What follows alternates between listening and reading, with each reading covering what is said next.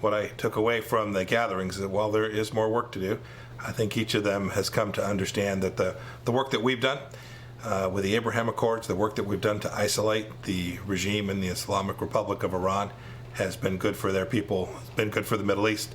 I know it's been good for the security of people right here back at home. That's Secretary of State Mike Pompeo touting the Trump administration's Iran policy, as the incoming Biden administration is already signaling a dramatic shift in how U.S. relations with Iran will take place. Biden's nominee for Secretary of State, Anthony Blinken, said in 2017, "If there's a formal designation as a terrorist organization, I think there is going to be blowback, and they have the ability, if they want to use it, to make trouble. The question is, can you use effectively existing sanctions, which I believe we can, without sticking it in their eye publicly?" Let's bring in retired four-star General Jack Keane, chairman of the Institute for the Study of War and Fox News senior strategic analyst. You have seen peace breaking out in the Middle East, General Keane, with with Israel signing peace deals with several of its Arab neighbors. The implication is that Iran is getting frozen out. Is the Biden administration going to turn things around in a very different direction? Well, we really don't know. I mean, what has happened, obviously, is that President-elect Biden has reached out to people he was associated with in the Obama-Biden administration going back 12 years ago, and has pulled them into his administration.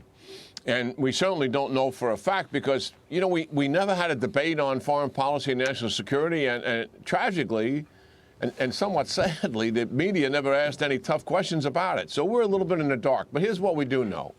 There is an appetite, it seems, among the Biden national security team to at least renegotiate the nuclear deal.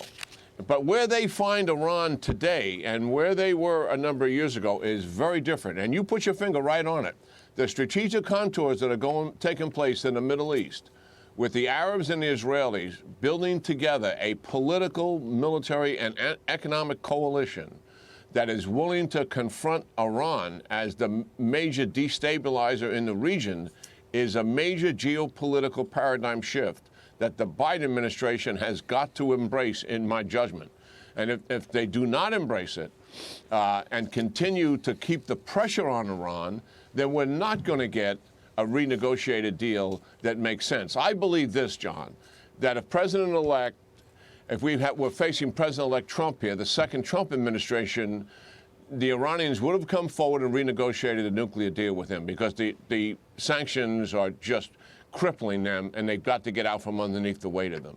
So that opportunity is going to be there for the Biden team. But they negotiated a horrible deal back in 2014 and 2015 that we've all come to see as being so fundamentally flawed.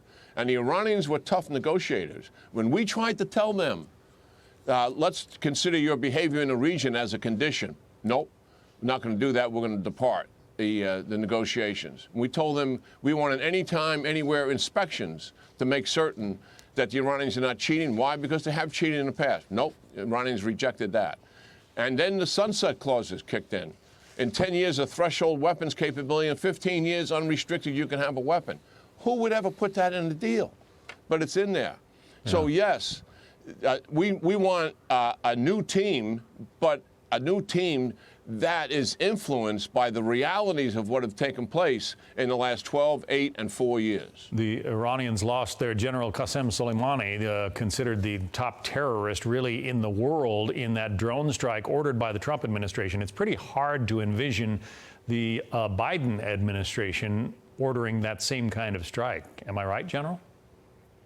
Well, they came out publicly in opposition to it, you know, after the fact, and President Biden did. And President Biden was one of the only dissenters to attack Osama bin Laden's hideaway in Pakistan, and the same thing for al-Baghdadi. So there's a pattern here of not willing to take risk to eliminate some of the world's horrific terrorists because the operation may indeed fail, and then there's political liability associated with that failure. Fortunately, we have leaders who have stepped up and are willing to accept that risk and execute an operation that's so much in the mind of security for the American people is what we're talking about here. General Jack Keane. General, it's good to have you on. Happy Thanksgiving. Yeah, happy Thanksgiving to you, John, and the Fox family there. Yep, and all our troops around the world. Thanks, General.